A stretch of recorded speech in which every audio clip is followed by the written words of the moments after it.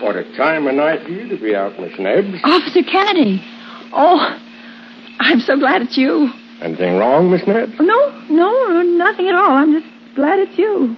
You know you shouldn't be out so late. Yes, I know. I've been to the movies. The Late Show.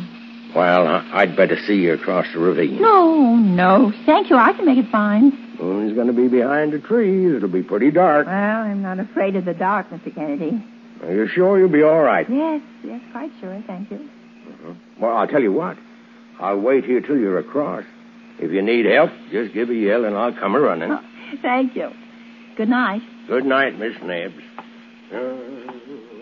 As Lavinia walked on, she thought, I won't walk in the ravine with any man. How do I know who the lonely one is? He could be anyone. Then the ravine. She stood at the top of the 113 steps that led down the steep brambled bank and across the creaking bridge. Then 100 yards and up through the black shadows to Park Street and home. 3 minutes from now, I'll be putting my key in the house door. Nothing can happen. Nothing. And she started down the dark black steps into the deep ravine night, counting as she went. 1, 2, 3, 4, 5, 6.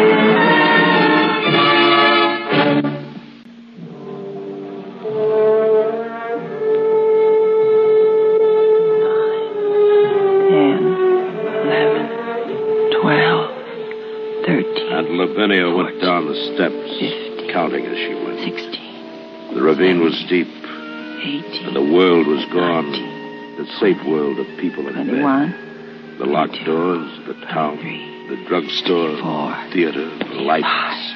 25, Everything was gone. 27. Only the ravine existed and lived, 29. black and 30, huge about her. 31, 32, 33, 34. Nothing's happened, has it? No one around? Is there? 40, 41, 42, 43, 44, 45. Remember that old ghost story you told each other when you were children? About the dark man coming into your house and you upstairs in bed? And now he's at the first step coming up to your room. Now he's at the second step. Now he's at the third and fourth and the fifth step. How you laughed and screamed at that story. And now the horrid man is at the 12th step, opening your door.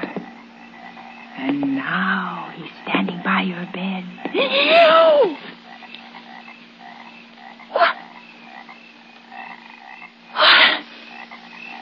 There at the bottom of the steps. There's a man.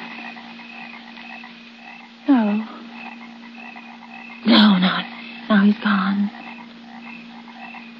He was waiting there. Oh, there's nothing. It's empty. Nothing. It's nothing on the bridge. You fool. That story I told myself. How silly. Shall I call Mr. Kennedy? Did he hear me scream?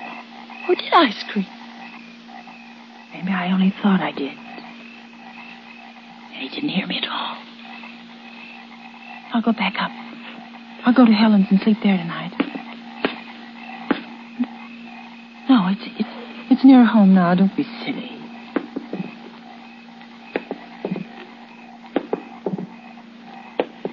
Wait. Someone's following me. Someone's on the steps behind me. I don't dare turn around. Every time I take a step, he takes one.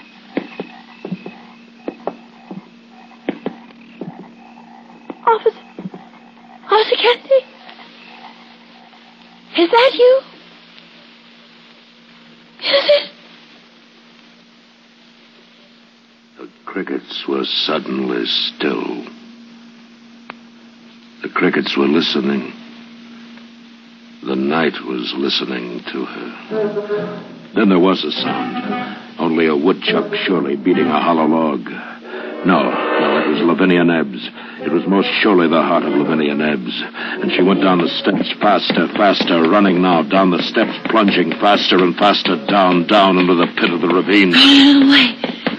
Cross the bridge. Run, don't turn. Don't look. If you see him, you'll not be able to move. You just run. Up the path between the hills, the top of the path, the street. And even with the light, the fear swirled about her, closing in, pressing.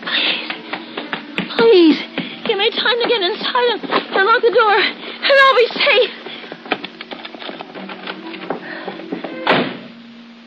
Oh, I'm safe. I'm safe at home. I'm safe at home. I'll never go out again. Oh, it's so good. It's so safe inside. I'm locked and safe inside. Wait, the window.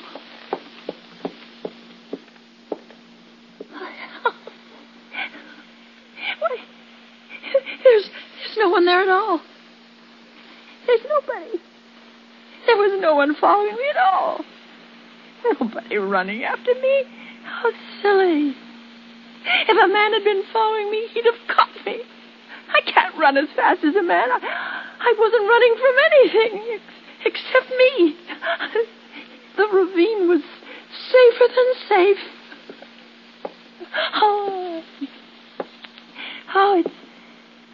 It's nice to be home, though. Home's a really good, warm, safe place. The only...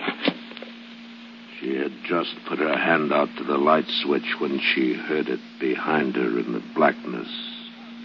Just a movement.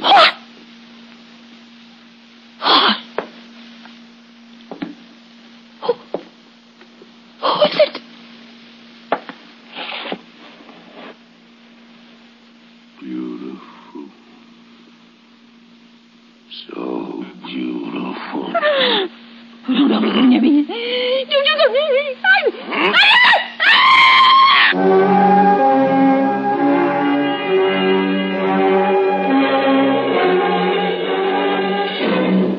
Suspense, in which Agnes Moorehead starred in William N. Robeson's production of The Whole Town Sleeping, written by Ray Bradbury and adapted for Suspense by Anthony Ellis.